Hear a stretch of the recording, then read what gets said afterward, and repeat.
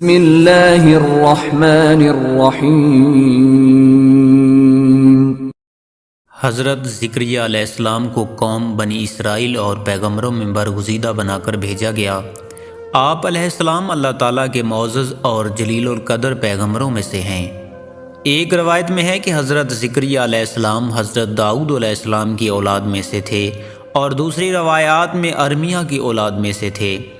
بیان کیا جاتا ہے کہ دن گزرتے گئے ابراہیم علیہ السلام اور یعقوب علیہ السلام کی نسل سے کچھ نیک لوگ پیدا ہوئے جن کو آل عمران کے نام سے یاد کیا جاتا ہے۔ اللہ تعالیٰ نے سورہ آل عمران میں فرمایا، خدا نے آدم اور نوح اور خاندان ابراہیم اور خاندان عمران کو تمام جہان کے لوگوں میں منتخب فرمایا تھا، ان میں سے بعض کی اولاد تھے، اور خدا سننے والا اور جاننے والا ہے۔ زکریا علیہ السلام کی بیوی یحییٰ علیہ السلام کی والدہ اور مریم علیہ السلام کی والدہ حنا دونوں حقیقی بہنیں تھیں، جبکہ زکریا علیہ السلام رشتے میں مریم علیہ السلام کے خالو لگتے تھے۔ حضرت عمران علیہ السلام کی بیوی نے منت مانی تھی کہ جو بچہ پیدا ہوگا اسے بیت المقدس کی خدمت کے لیے وقف کر دیں گے۔ حضرت مریم کی پیدائش کے بعد جب انہیں بیت المقدس میں لایا گیا تو ان کی کفالت کی ذمہ داری اللہ نے حضرت زکریا علیہ السلام پر ڈالی۔ آپ علیہ السلام بنی اسرائیل میں معزز شخص مانے جاتے تھے۔ حضرت زکریا علیہ السلام کی کفالت میں مریم نے بہت اچھی پرورش پائی، اور وہ نیک، عبادت گزار اور بہت زیادہ سچ بولنے والی تھی۔ سورہ آل عمران میں ارشاد ہوا، تو پروردگار نے اس کو پسندیدگی کے ساتھ قبول فرمایا اور اسے اچھی طرح پرورش کیا، اور زکریا کو ان کا متکلف بنایا۔ زکریا جب کبھی عبادت گاہ میں مریم علیہ السلام کے پاس جاتے تو اس کے پاس کھانا پاتے۔ یہ کیفیت دیکھ کر ایک دن مریم سے پوچھنے لگے کہ مریم، یہ کھانا تمہارے پاس کہاں سے آتا ہے؟ وہ بولی کہ خدا کے ہاں سے آتا ہے، بے شک خدا جسے چاہے بے شمار رزق دیتا ہے۔ بخاری و مسلم، ترمذی و نسائی کی حدیث ہے کہ آپ صلی اللہ علیہ وآلہ وسلم نے فرمایا کہ مریم علیہ السلام اپنے زمانے میں سب سے افضل عورت تھیں، اور وہ اس امت میں خدیجہ رضی اللہ تعالی عنہا سب سے افضل عورت ہیں۔ زکریا علیہ السلام نے جب حضرت مریم کی فضیلت دیکھی تو ان کے دل میں بھی اولاد کی خواہش پیدا ہوئی، کیونکہ اس وقت تک آپ بے اولاد تھے، جبکہ آپ کی عمر اس وقت 100 سال سے زائد تھی، اور آپ کی بیوی کی عمر 90 سال کی تھی۔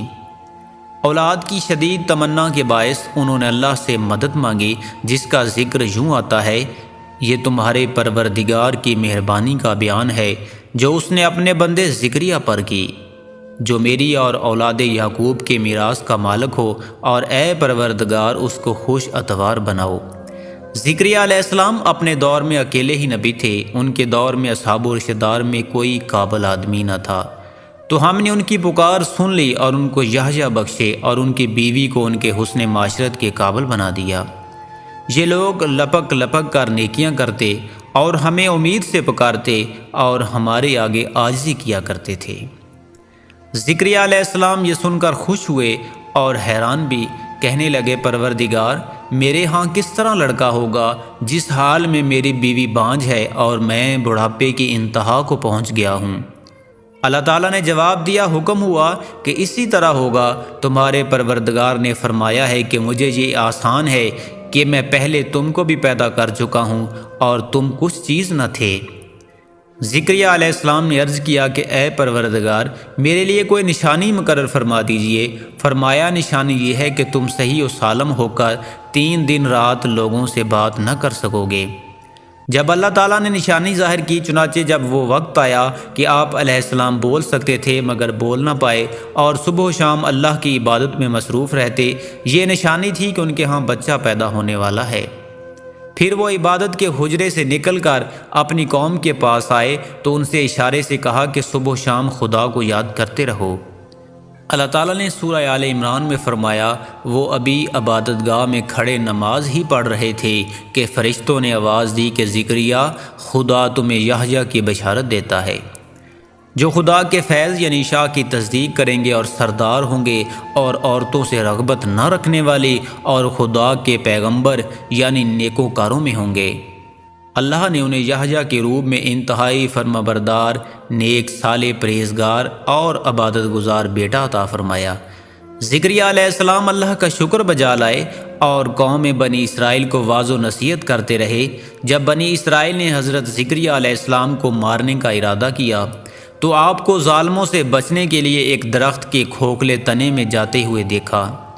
جب وہاں پہنچے تو آپ کو کہیں نہ پایا، اتنے میں لوگوں کے پاس شیطان آیا اور بتایا کہ جس کو آپ تلاش کر رہے ہیں وہ یہاں ہے۔ اس کے بعد آپ کو شہید کر دیا گیا۔ پیارے دوستو، اس واقعے سے ہمیں یہ سبق ملتا ہے کہ انسان کتنے ہی بلند و بالا مقام پر پہنچ جائے اور اللہ کے ساتھ اسے زیادہ قرب حاصل ہو جائے، تب بھی وہ اللہ کا بندہ ہی رہتا ہے، اور کسی بھی بلندی پر پہنچ کر وہ اللہ یا اللہ کا بیٹا نہیں ہو سکتا، نہ اس کا شریک ہو سکتا ہے۔ اللہ جل شانہ کی ذات پاک وحدہ لا شریک ہے اور باپ بیٹے کی نسبتوں سے پاک ہے، لہٰذا ہمیں اپنے آپ کو لمحے لمحے گمراہی سے بچانا چاہیے تاکہ اللہ کی پکڑ سے بچے رہیں۔ اس لیے ایمان کی مضبوطی حد درجہ لازم ہے۔ ایمان کے لیے لازم ہے کہ اس کے ساتھ اسلام بھی پایا جائے، اسی طرح حقیقی اسلام کے لیے شرط ہے کہ اس کے ساتھ ایمان بھی ہو۔ ایمان دین کی ہر اس بات کو دل سے سچا ماننے اور زبان سے ان کا اقرار کرنے اور اپنے عمل سے اس کو ظاہر کرنے کا نام ہے جو اللہ تعالیٰ نے اپنے بندوں پر مقرر کر دیا، جبکہ اسلام اطاعت و فرما برداری اور عمل کرنے کا نام ہے۔ اللہ تعالیٰ ہمیں پرہیزگاری عطا فرمائے اور دین کی تعلیمات پر پوری طرح عمل پیرا ہونے کی توفیق عطا فرمائے۔ آمین یا رب العالمین۔